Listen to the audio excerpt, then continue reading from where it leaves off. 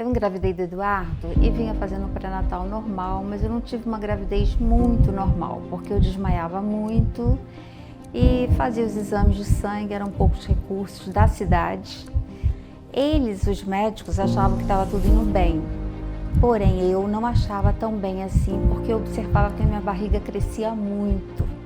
Resultado disso é que nasceu com 5 meses e meio de gestação e para mim era uma gestação única, mas não era, eram 2 bebês. Um não resistiu e o Eduardo ficou com problema respiratório até essa incubadora chegar e começaram a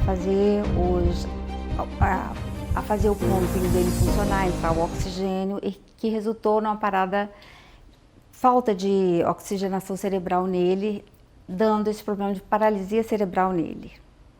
Os médicos acharam também por bem dar antibiótico para ele, o que resultou numa deficiência auditiva. O que eu passei assim, de dificuldade nessa cidade foi o preconceito das pessoas. Isso aí foi muito difícil, porque ninguém aceitava ele nas escolas, não aceitava ele nos clubes, ninguém convidava para o aniversário das crianças. Então, realmente foi um lugar muito difícil para a gente. Nós ficamos nessa cidade até ele fazer 5 anos. Depois mudamos para uma cidade maior. Nessa outra cidade, já foi assim ele foi mais bem recebido, nós também como família. E nesse lugar eu comecei a procurar para ele esporte, porque eu sempre achei que o esporte seria alguma coisa que poderia fazer com que ele se integrasse mais às crianças. Ele se interessou por judô vendo o irmão fazer judô. E eu o levei. A academia era no 2º andar, eu carregava no colo, aqui, engatado aqui em mim. Quando eu cheguei lá, o professor Vanderlei, quando o viu, pegou ele, na mesma hora colocou ele no colo, tirou o tênis dele e jogou ele no tatame. Aí no tatame, foi como se ele tivesse se encontrado, foi como se ele tivesse nascido para aquilo. Ele ficou numa felicidade muito grande, muito grande. Era aquele o esporte dele.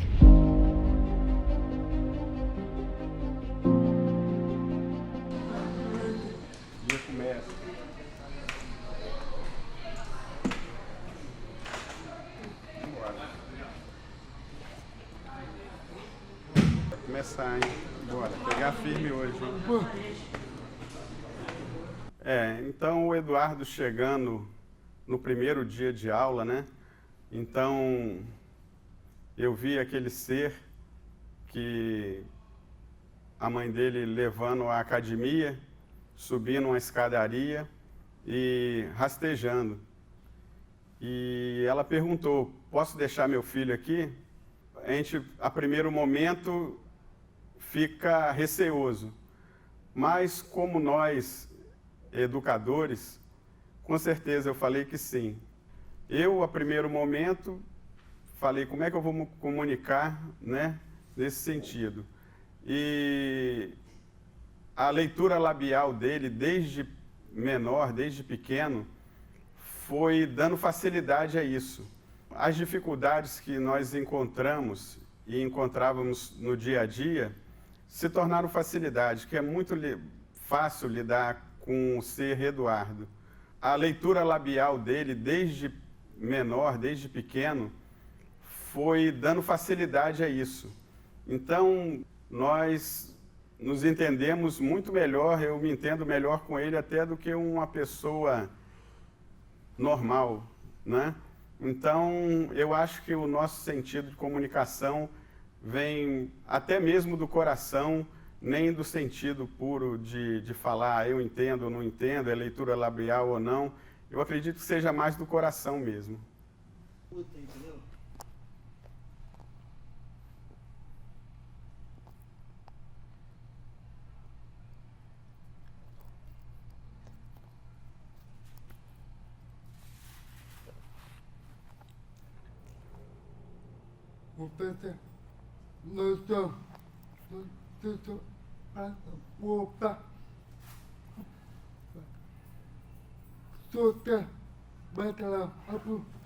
Ele gosta, dentro do UFC, da parte da luta no chão, também de ver quando acontece um mata-leão ou qualquer coisa relacionada mais à luta no chão.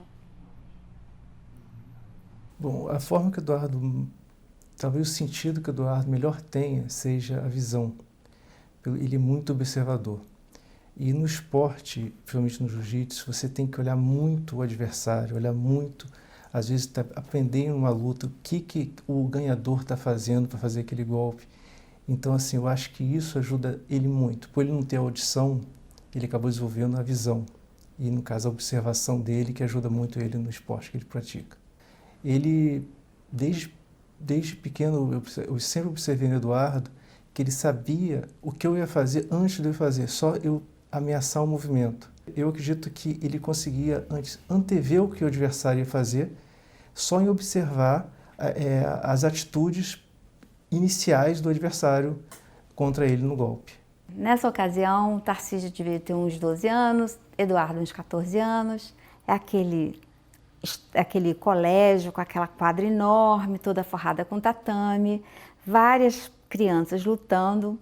No mesmo momento foi lutar Tarcísio, que é um pouquinho mais novo, e Eduardo.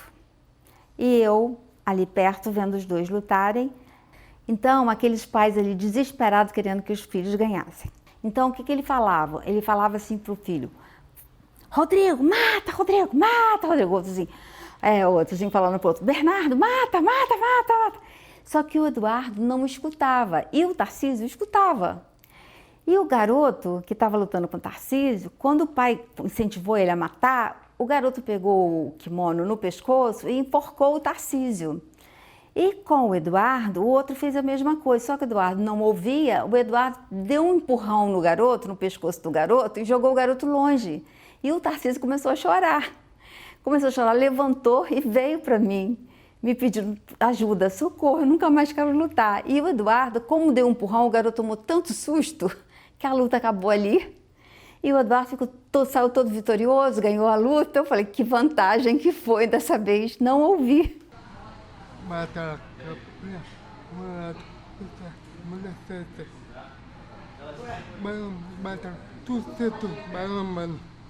ok? Tá. Eram 12 atletas, nós fomos de Kombi. A Kombi quebrou e nós tivemos que andar uns 6 quilômetros para chegar na ABB de Campos. Só que nós esquecemos que o Eduardo era o Eduardo. Foi todo mundo andando. Quando nós chegamos lá antes da competição, a mão do Eduardo, por causa da muleta, estava toda ferida. Aí nós falamos, pô, esse cara aí é diferente de qualquer outro. Qualquer outro falaria, pô, não dá, me leva, ou vai. E aí aquilo emocionou a gente, e daí para frente é que a gente viu que tinha alguma coisa diferente nele.